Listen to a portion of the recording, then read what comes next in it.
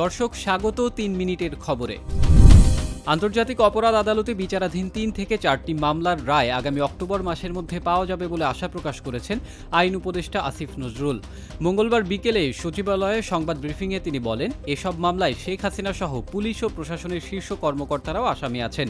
ট্রাইব্যুনালে এ পর্যন্ত ৩০০টির বেশি মামলা হয়েছে। এর মধ্যে ১৬টির মামলা তদন্ত চলছে, যার মধ্যে ৩ থেকে ৪টির তদন্ত চলতি মাসেই শেষ হবে। এগুলোর বিচারিক কাজ শেষ হতে আগামী অক্টোবর মাস পর্যন্ত সময় লাগতে পারে বলে জানান আসিফ নজরুল। কক্সবাজারের টেকনাফে নাফ নদীর মোহনা সংলগ্ন এলাকা থেকে ট্রলার সহ ৪ বাংলাদেশি জেলেকে ধরে নিয়ে গেছে মিয়ানমারের বিচ্ছিন্নতাবাদী সংগঠন আরাকান আর্মি। স্থানীয়রা বলছেন, মঙ্গলবার বেলা 11:30টার দিকে টেকনাফ উপজেলার শাহপুরীর দ্বীপ সংলগ্ন নাফ নদীর মোহনা থেকে তাদেরকে অস্ত্রের মুখে জিম্মি করে ধরে নিয়ে যাওয়া হয়।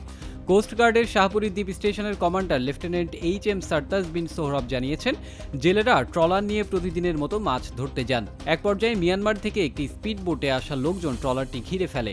অপহৃতদের উদ্ধারের চেষ্টা চলছে বলে জানান কোস্টগার্ডের এই কর্মকর্তা। সংবিধান সংস্কার কমিশনের প্রধান অধ্যাপক আলী রিয়াজ বলেছেন, বছরের পর বছর ধরে যে বৈষম্য চলে আসছে সেটি রাতারাতি দূর হয়ে যাবে না।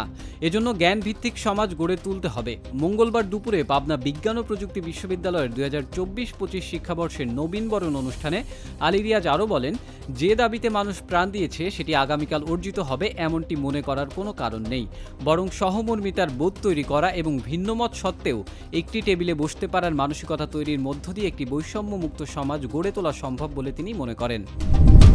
জার্মান ভিত্তিক আন্তর্জাতিক সংস্থা ট্রান্সপারেন্সি ইন্টারন্যাশনালের দুর্নীতির ধারণা সূচকে বাংলাদেশের অবনতি হয়েছে। তারা 2024 সালের যে প্রতিবেদন প্রকাশ করেছে সেখানে বিশ্বের 180টি দেশের মধ্যে সবচেয়ে দুর্নীতিগ্রস্ত দেশের তালিকায় বাংলাদেশ 14তম স্থানে। দক্ষিণ এশিয়ার দেশগুলোর মধ্যে সবচেয়ে দুর্নীতিগ্রস্ত দেশ আফগানিস্তানের পরেই বাংলাদেশের অবস্থান। সমান স্কোর নিয়ে বাংলাদেশের সঙ্গে একই অবস্থানে রয়েছে কঙ্গো ও ইরান। মঙ্গলবার রাজধানীর ধানমন্ডিতে টিআইবির কার্যালয়ে দুর্নীতির ধারণা সূচক তুলে ধরেন প্রতিষ্ঠানের নির্বাহী পরিচালক ডক্টর ইফতারুজ্জামান। তিনি বলেন, বাংলাদেশের এবছরের নিম্ন স্কোর ও অবস্থান প্রমাণ করে যে বিগত 13 বছর কর্তৃত্ববাদী সরকার মুখে দুর্নীতির বিরুদ্ধে কথা বললেও বাস্তবে দুর্নীতিকে প্রশ্রয় দিয়েছেন, লালন করেছেন, এমনকি দুর্নীতি সংগঠনের সহায়তাও অংশগ্রহণ করেছে। গাজা উপত্যকায় আটকে রাখা সব জিম্মিকে 15 ফেব্রুয়ারি দুপুরের মধ্যে যদি হামাস মুক্তি না দেয় তাহলে যুদ্ধবিরতি চুক্তি বাতিল করার কথা জানিয়েছেন মার্কিন প্রেসিডেন্ট ডোনাল্ড ট্রাম্প। মঙ্গলবার এই তথ্য জানিয়েছে ইসরায়েলি গণমাধ্যম জেরুজালেম পোস্ট।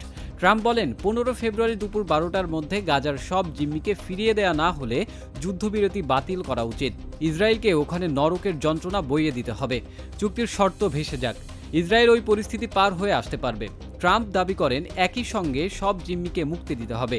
দফায় দফায় 3-4 জন করে জিম্মি মুক্তির বিষয়টির সঙ্গে তিনি একমত নন।